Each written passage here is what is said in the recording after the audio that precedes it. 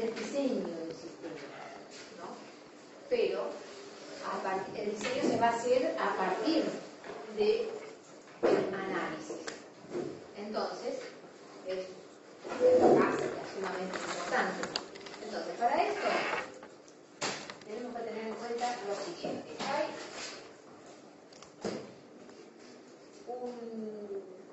este proceso de poder analizar los sistemas. En realidad se empezaron a utilizar técnicas estructuradas de sistemas a partir de estas fechas que dicen acá, o sea, de la década del 70. Anteriormente a eso se hacían sistemas, pero cada uno lo hacía un poco como le pareciera. No había una estructura que permitiera manejar la documentación en forma adecuada. Si una persona hacía un sistema y venía otro y tenía que reemplazarlo por cualquier motivo, muchas veces le tomaba muchísimo tiempo estudiar lo que quiso hacer el otro porque no había forma, o sea, no estaba documentado adecuadamente. Y en la década del 70 fueron cuando se empezó a trabajar sobre distintas estructuras para poder colocarlas en las computadoras. En realidad, uno de los temas principales fue el estudio de las bases de datos, que empezaron a hacerse, aunque no se utilizaban todavía, en los 2 años previos a la llegada del hombre a la Luna. Porque la cantidad de información que tenían que manejar era tal que no se podía manejar así con archivos batch, por ejemplo. ¿Saben lo que son archivos batch, no? Manejan en forma secuencial. Entonces, en ese tiempo eran muy comunes. Entonces, claro, se empezaron a estudiar distintos procedimientos para poder manejar ese volumen de información y ese volumen de funciones.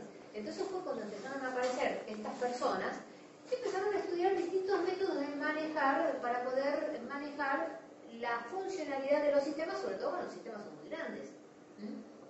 Entonces, hacia el año 74, estas 3 personas, Stephen Meyers y Konstantin, sacaron el primer método, en el cual estructuraban, o sea, por medio, utilizaban herramientas que evitaban la narrativa dentro de lo posible.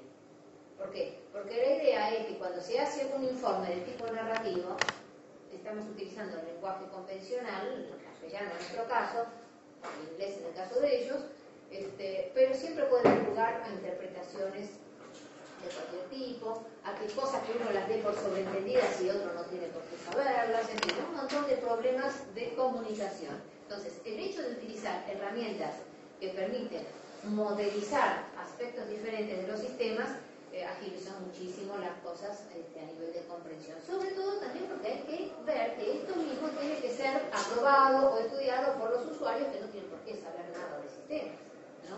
Entonces hay que encontrar formas de poder explicar lo que uno quiere hacer de manera sencilla y clara y digna, ¿no?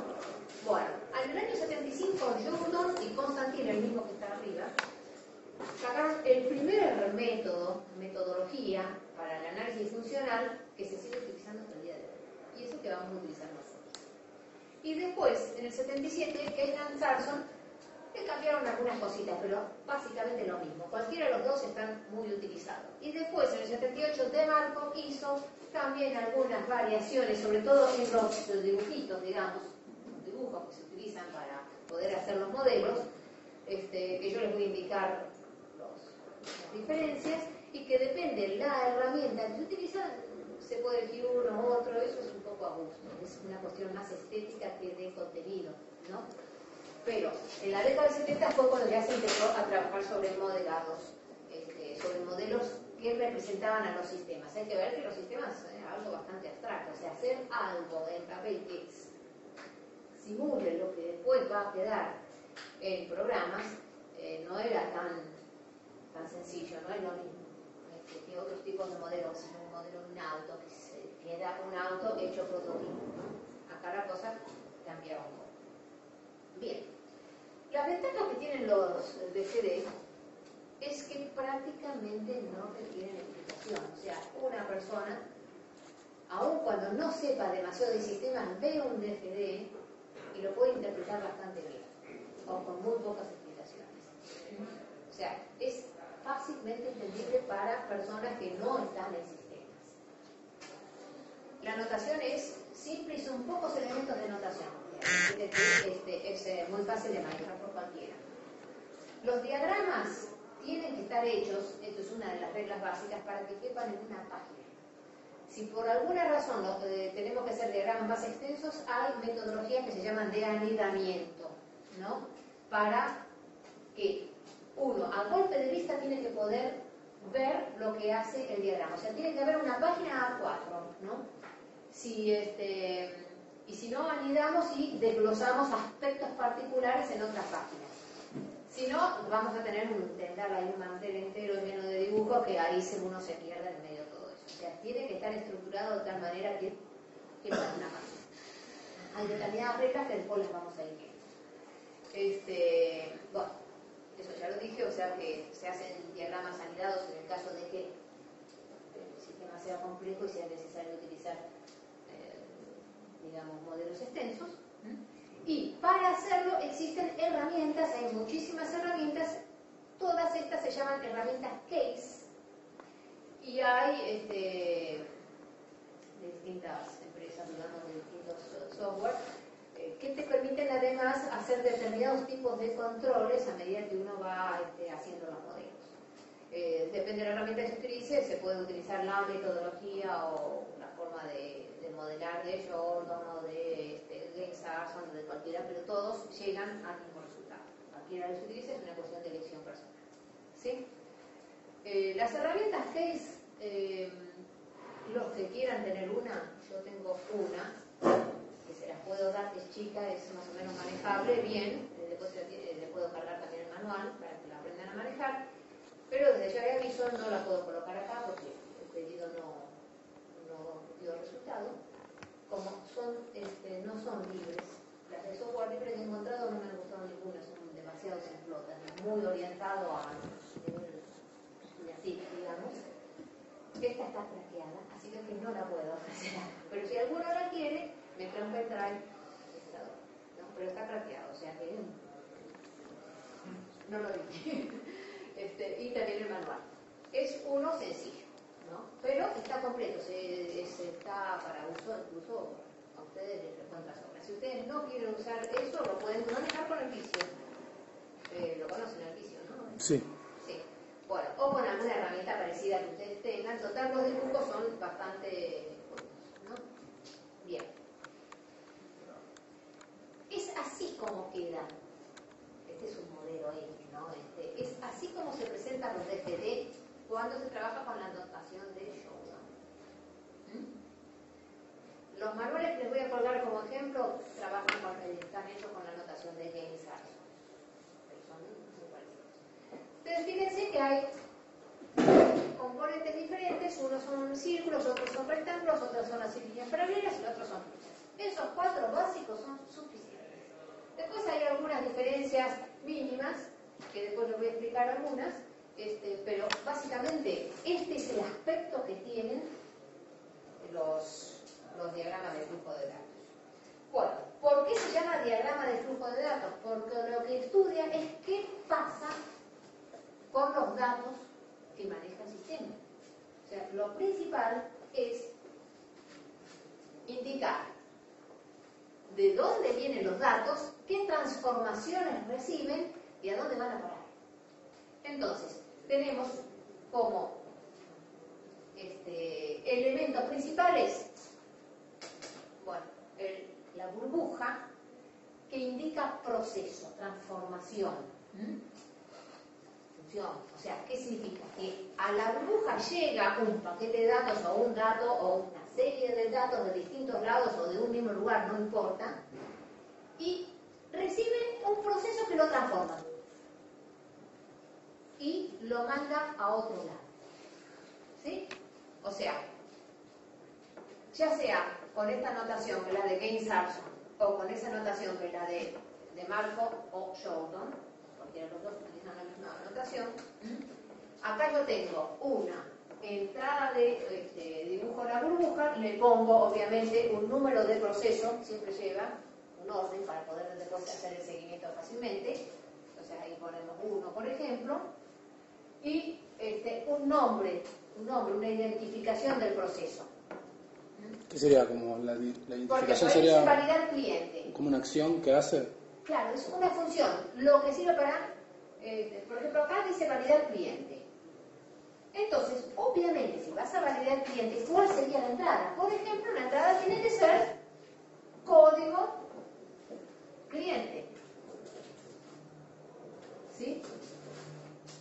Y para validar el cliente tiene que hacer algo dentro de un código. ¿Qué hago con eso? Bueno, me fijo en una base de datos, por ejemplo, en una base de datos a ver si el cliente está. Y si el código coincide con alguno de los que tengo guardado en la base de datos, y de ahí retiro, por ejemplo, el paquete de datos correspondiente a ese cliente. ¿Sí? Entonces, este código cliente que entró acá vuelve a salir con exactamente el mismo nombre. Yo estoy hablando de un dato particular que tiene que estar identificado. Y busco por ejemplo, una base de datos.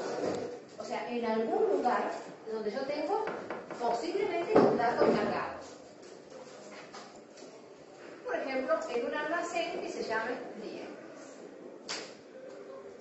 De acá voy a obtener un paquete de datos que van a ser, por ejemplo, los datos del cliente que puede tener nombre, apellido, lo que sea, ¿no?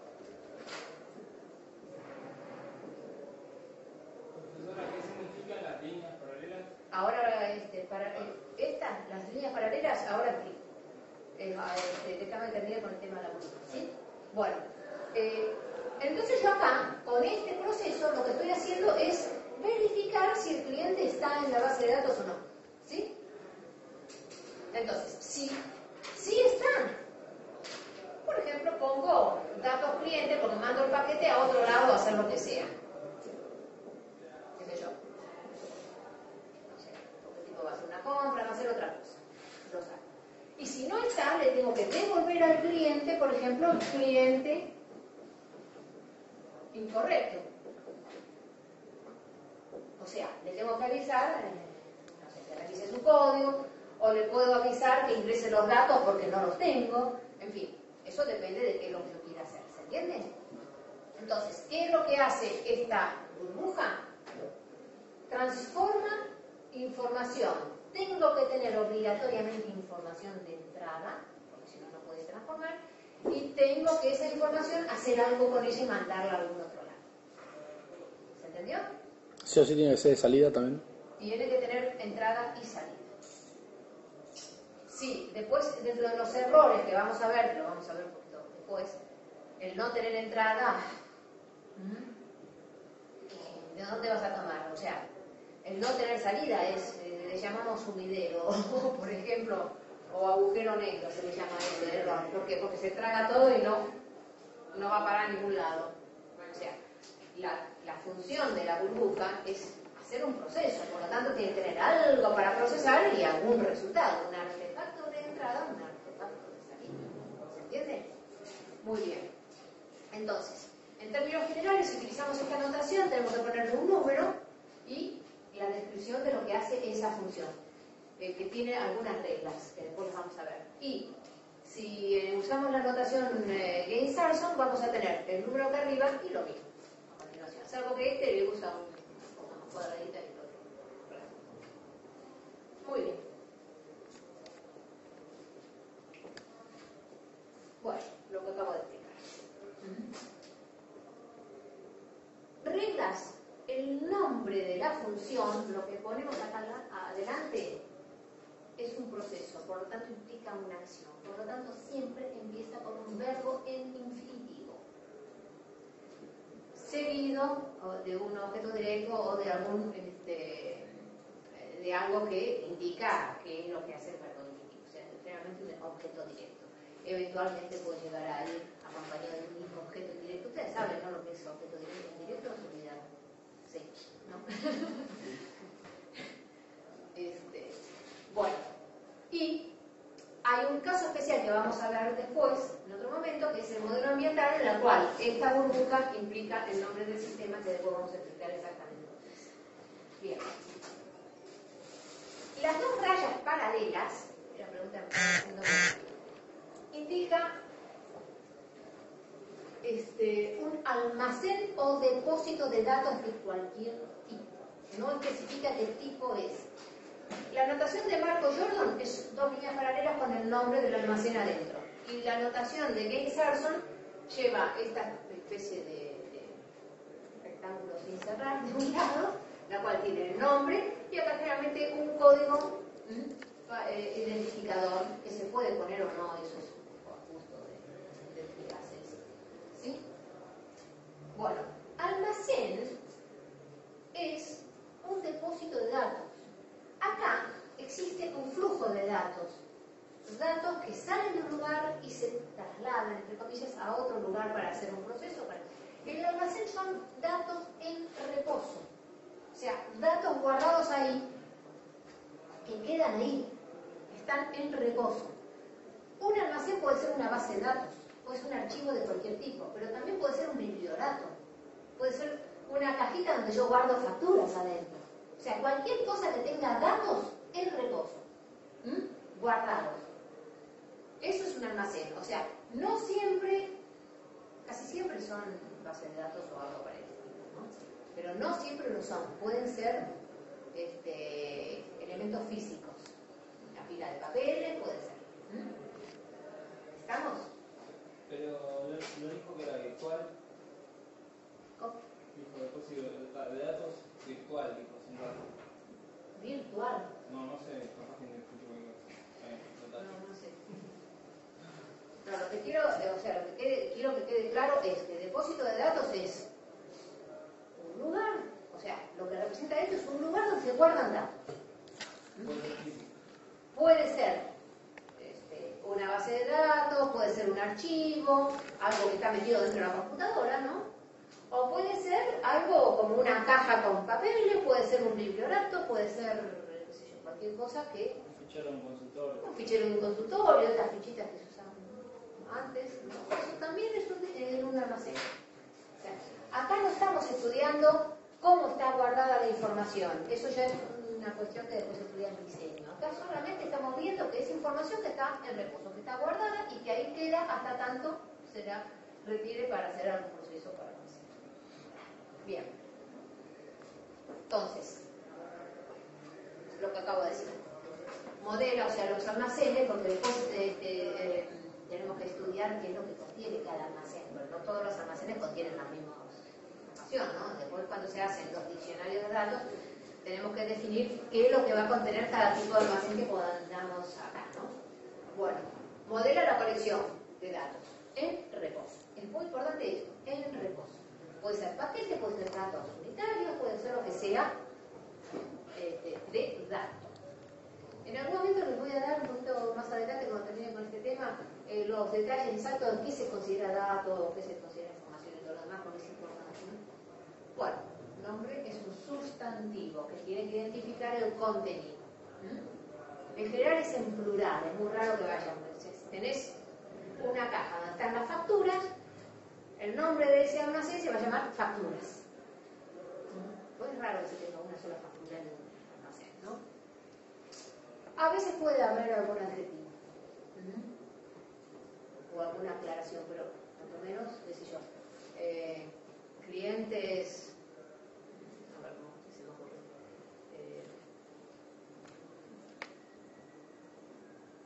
facturas cobradas, facturas sin cobrar, qué sé yo, una cosa así, ¿no? Pero tiene que estar basado en un sustantivo.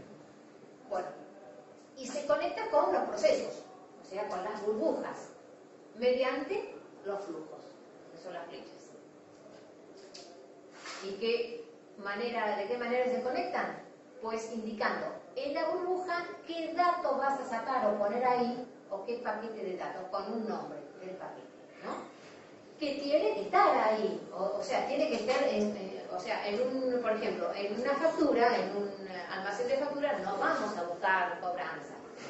¿Se entiende? O sea, tiene que ser coherente la información que sacamos o ponemos con lo que puede llegar a contener. ¿Está claro? Bien. El tercer elemento ejemplo que usamos para la notación, es un rectángulo. En el caso de la notación de Gary-Harrison le ponen así duplicado, una cosa así, pero es un rectángulo. Se llama terminador. Los terminadores son agentes externos al sistema. No pertenecen al sistema, pero interactúan con el sistema, pertenecen al ambiente del sistema. Porque interactúan, porque ya sea que envían información o reciben resultados del sistema. ¿Se entiende? Por ejemplo, yo acá, el código del cliente, ¿quién me lo va a enviar? Un cliente. Por lo tanto, el terminador pertinente sería el terminador cliente. ¿Se entiende? Ahora, el cliente no está metido en el sistema, pero sí me envía datos que yo necesito para hacer los procesos propios del sistema. ¿Sí? Entonces, representan entidades externas, indispensables, porque tienen intercambio de estado de